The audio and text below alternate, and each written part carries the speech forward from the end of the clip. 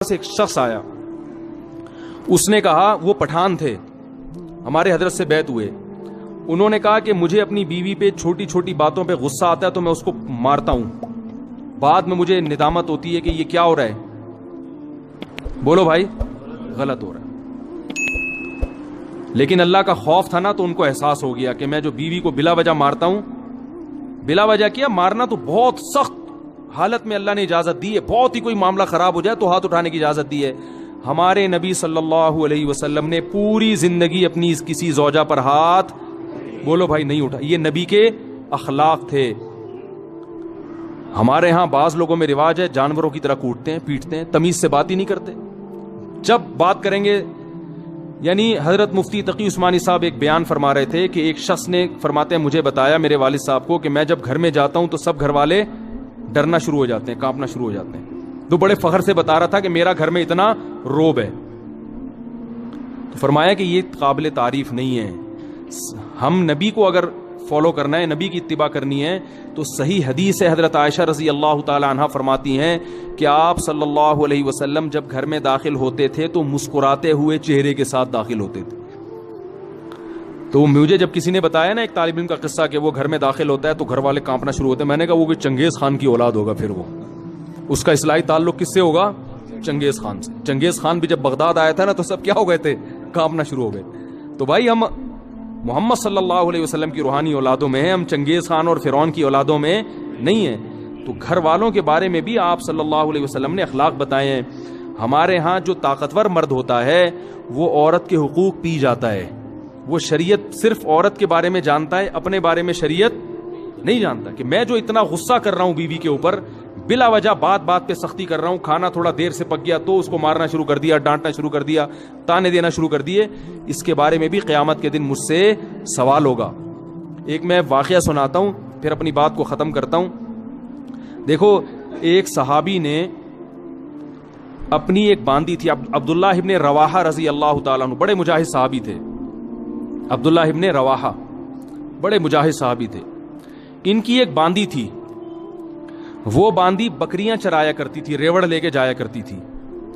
تو ایک بڑی اچھی خوبصورت بکری تھی, بڑی نسلی بکری تھی. عبداللہ ابن رواحہ نے اپنی باندی سے کہا, آپ لوگ کی توجہ ہے نا, مجھے اصل میں ذرا چیخ کے بولنا پڑ رہا ہے, تو کیونکہ وہ اسپیکروں کا سیٹ اپ تھوڑا سا, صاحب تقریر کر رہے تھے, میں ان کی تقریر سننے گیا, وہ بہت چیخ کے بول رہے تھے, حضرت علی نے فرمایا. وہ اتنی زور زور سے بول رہے تھے, میرے کان میں تکلیف شروع ہو گئی. میں نے کہا کہ حضرت علی نے کیا اتنی زور سے فرمایا تھا؟ ہے بھائی جیسے حضرت علی نے آرام سے فرمایا تھا تو امام صاحب آپ بھی آرام سے ہی فرماتے. تو آرام سے ہی بات کرنی چاہیے نا, چیخنا چلانا یہ شریعت میں پسندیدہ کام نہیں ہے. لیکن لاؤڈ اسپیکر ہی, وہ آپ لوگوں کو شاید اتنا اندازہ نہ ہو سسٹم کا, تو اس لیے مجھے چیخنا پڑ رہا ہے بہت زیادہ. تو میں واقعہ سنا رہا تھا کہ بھائی دیکھو, ہمیں اپنے اخلاق بھی عورتوں کے ساتھ, جو گھروں میں خواتین ہیں نا, اس میں چنگیز خان بننے کی اجازت. میں آپ کو ایک بات بتاؤں, اگر ناراض نہ ہو, کراچی اور پنجاب میں مردوں کی شکایتیں آتی ہیں کہ بیویاں ظلم کرتی ہیں, اور بلوچستان اور کوئٹہ اور کے پی کے سے خواتین کی شکایتیں آتی ہیں کہ مرد ظلم کرتے ہیں. ہو سکتا ہے یہ غلط ہو, رپورٹ غلط ہو, لیکن کچھ تو حقیقت ہوگی نا اس میں, کیونکہ یہاں مردوں کی حکومت ہے اور اللہ کا بڑا فضل ہے, اس پہ اللہ کا شکر ادا کرنا چاہیے. لیکن مرد کے جہاں روب ہوگا تو مرد اس روب سے ناجائز فائدہ اٹھانا شروع کر دیتا, ناجائز فائدہ اٹھانا شروع. تو حضرت حکیم الامہ مولانا شرف علی تھانوی رحمہ اللہ تعالی نے لکھا ہے کہ مسلمان عورت کی یہ سب سے بڑی خوبی ہے کہ وہ جب اس کی شادی ہوتی ہے تو اپنے مرد کے علاوہ اس کی توجہ کسی اور کی طرف نہیں ہوتی. فرمائیے اتنی بڑی خوبی ہے کہ اس خوبی کے ہوتے ہوئے بیوی کی ہر خامی کو برداشت کر لو کہ یہ تمہاری ہے. جن لوگوں نے باہر ملکوں میں سفر کیا ہے نا, وہ یہ جانتے ہیں کہ وہاں عورت میں ہر خوبی ہے, مگر اس کے بارے میں یہ بھروسہ نہیں ہوتا کہ یہ صرف میری ہے یا میرے علاوہ اس کی کسی اور کی طرف بھی رغبت ہے. یہ بہت بڑا عیب ہے. تو مسلمان عورت میں اب تک الحمدللہ خیر غالب ہے, وفا کرتی ہے اپنے شوہر کے ساتھ. شوہر کو فالج ہو جائے, علاج کرے گی اس کا, بھاگے گی نہیں وہاں سے. باقی آپ ذرا جائیں نا دنیا میں سفر کریں تو میاں جب تک کما رہا ہے, صحت اچھی ہے تو میاں ہے, ذرا سا مسئلہ خراب ہوا عدالت سے طلاق لی اور کسی اور سے شادی کر لی. ہمارے ہاں خاندانوں میں جب نکاح ہوتا ہے تو زندگی بھر کے لیے ہوتا ہے, جب تک کوئی بہت سخت مشکل نہ ہو طلاق کی طرف نہیں جاتے. تو یہ بہت بڑی خوبی ہے. تو کے پی کے سے اور بلوچستان سے جو شکایتیں آتی ہیں اس میں مردوں کی سختی کی شکایتیں آتی ہیں کہ مرد عورتوں پہ بولو بھائی ہاتھ اٹھاتے ہیں, چھوٹی چھوٹی باتوں پہ مارتے ہیں, تانے دیتے ہیں. آپ لوگ کے علاوہ کی بات کر رہا ہوں, آپ لوگ ناراض نہ ہو. آپ لوگ کے علاوہ جتنے مرد ہیں جو میرا بیان نہیں سن رہے ان کی بات کر رہا ہوں کہ وہ بیویوں کو مارتے پیٹتے بھی ہیں, بلا وجہ چھوٹی چھوٹی باتوں پہ ڈانٹتے بھی ہیں, اور معذرت کے ساتھ اس میں دیندار اور بے دین سب برابر ہیں. وہ سمجھتے ہیں ہماری غیرت, ہم نے اب بیوی کو جو ہے نا ایسا دبا کے رکھا ہوا ہے, صحیح ہے نا, جب چاہے تھپڑ مار دیں کچھ نہیں کر سکتی. تو یہ غیرت نہیں ہے, یہ بد اخلاقی ہے. سب سے زیادہ روب محمد صلی اللہ علیہ وسلم کا تھا گھر میں, اور سب سے بڑا حق کس کا تھا؟ محمد صلی اللہ علیہ وسلم کا. لیکن پوری زندگی آپ نے کسی زوجہ پہ ہاتھ نہیں اٹھایا. آپ کہیں گے کہ بھئی ان کی بیویاں اتنی فرما بردار تھیں, جو کہو کر دیتی ہوں گی. ایسا نہیں تھا, فرما بردار تو تھیں, لیکن میاں بیوی میں جو اونچ نیچ ہوتی ہے وہ ہمارے نبی کے گھر میں بھی ہوتی تھی.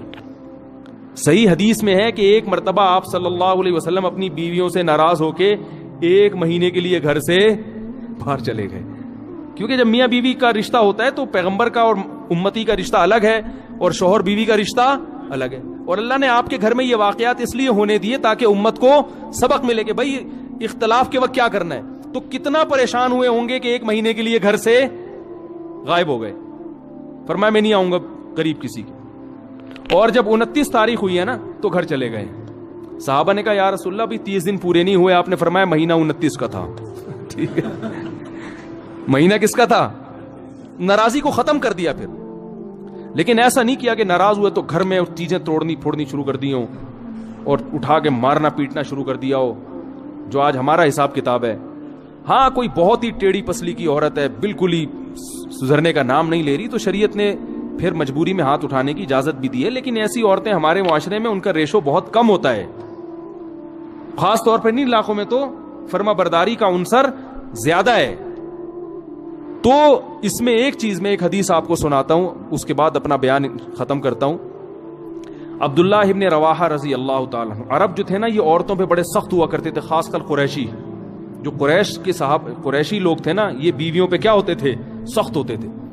لیکن اسلام آنے کے بعد کیسے تبدیل ہوئے؟ عبداللہ ابن رواحہ رضی اللہ تعالیٰ عنہ نے نبی وہ اپنی باندی سے کہا کہ میری اس بکری کی خاص طور پر تم نے کیا کرنی ہے؟ حفاظت کرنی ہے. تو اللہ کی قدرت کہ وہ بھیڑیا آیا اور اس بکری کو کھا گیا. عبداللہ ابن رواحہ کا غصہ آیا اور انہوں نے 1 تھپڑ لگا دیا باندی کے, صرف 1 تھپڑ مارا ہے, بیوی کے نہیں بلکہ, حالانکہ باندی کا درجہ بیوی سے, باندی تو نوکر ہوتی ہے نا, غلام ہے, لونڈی ہے, اس کا وہ مقام تھوڑی ہے جو بیوی کا ہے. 1 تھپڑ لگا دیا. عبداللہ ابن رواحہ رضی اللہ تعالیٰ عنہ چونکہ مسلمان ہو چکے تھے نا, زمانہ جاہلیت میں تو ہوتے تو 20-30 تھپڑ مار دیتے کہ بھئی اس نے غلطی کی ہے. ہم ہوتے ہم کیا کہتے ہیں یار بھیڑیے نے کھانا تھا تو اسی بکری کو کھانا تھا ہے بھائی, اور بکریاں نظر نہیں آئیں, اس کا مطلب تمہارے بھیڑیے کے ساتھ کیا ہیں؟ تعلقات ہیں. ٹھیک ہے, تم نے مخبری کی ہے بھیڑیے کو, اسی کو کھاؤ آ کے. 10 باتیں سوچتے اور منفی ذہن چلتا. عبداللہ ابن رواحہ نے غصے میں 1 تھپڑ لگایا, مگر ندامت ہوئی. کیوں؟ اسلام لا چکے ہیں, ان کو پتا ہے کہ ایک ایک عمل کا قیامت کے دن جواب بولو بھائی دینا پڑے گا. اگر اس میں باندی کی غلطی نہیں تھی تو میرا تھپڑ قیامت کے دن اعمال میں لکھا جائے گا, اور عین ممکن ہے کہ باندی کی غلطی نہ ہو, کیونکہ بھیڑیا جب آتا ہے تو وہ تو نگرانی کے باوجود کھا جاتا ہے. اب احساس ہوا تو رسول اللہ صلی اللہ علیہ وسلم کے پاس آئے, عرض کیا یا رسول اللہ میں نے باندی کو تھپڑ مار دیا, کیا مجھ سے ظلم تو نہیں ہوا؟ مختصر سنا رہا ہوں حدیث. آپ صلی اللہ علیہ وسلم نے صحابی کو حکم دیا کہ اس باندی کو آزاد کر دو. اس وقت آج کے حساب سے دیکھا جائے تو باندی کی قیمت کروڑوں اربوں روپے بنتی تھی. سب سے مہنگا مال کیا ہوتا تھا اس زمانے میں؟ باندی. 1 تھپڑ کے بدلے میں نبی نے کیا حکم دیا؟ اگر جہنم کی آگ سے بچنا چاہتے ہو تو اس کو آزاد کر دو. عبداللہ ابن مسعود رضی اللہ تعالیٰ عنہ نے ایک دفعہ اپنے غلام کو مارا. وہ بھی غلام تھا, نوکر تھا, بیوی نہیں تھی, غلام کا مقام تو بیوی سے کم ہوتا ہے. جب مارا تو آپ صلی اللہ علیہ وسلم نے کیا حکم دیا؟ فرمایا اللہ اقدر علیک منک علیہ، اے ابن مسعود جتنی تجھے اپنے غلام پہ قدرت ہے نا، اللہ کو تجھے اس سے بھی زیادہ قدرت، اللہ کو تجھ پر اس سے بھی زیادہ قدرت ہے. تو آج اس کو مار رہا ہے اس لیے کہ تیرا نوکر ہے، یہ کچھ نہیں کر سکتا. اللہ تیرے گناہوں پر اگر سزا دینا تو بھی کچھ نہیں کر سکتا، کیونکہ اللہ کو تجھ سے بھی زیادہ طاقت ہے.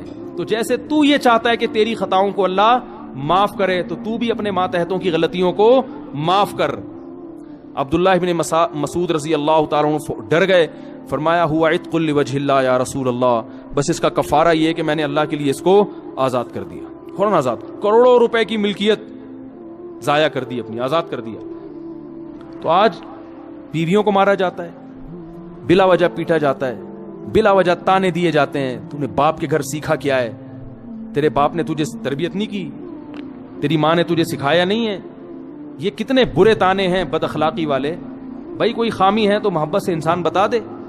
ہمارے ہاں اصلاح کا عنصر کم ہوتا ہے، تانے دینے کا عنصر بولو بھائی زیادہ ہوتا ہے. تو بھائی یہ اگر آپ اس طرح سے کریں گے تو کل قیامت کے دن اس کا جواب اللہ کو بولو بھائی دینا پڑے گا. تو یہاں بھی اپنے اخلاق درست کرنے کی ضرورت ہے. تو اللہ نے ہمیں جو پیغمبروں کا جو سلسلہ بھیجا، ان پیغمبروں کا بنیادی مقصد بھی یہ ہے کہ ہم اللہ کے حقوق بھی ادا کریں، جس میں نماز ہے، روزہ ہے، زکوٰۃ ہے، قربانی ہے، اور مخلوق کے حقوق بھی ادا کریں جس میں والدین بھی ہیں اور اولادیں بھی ہیں.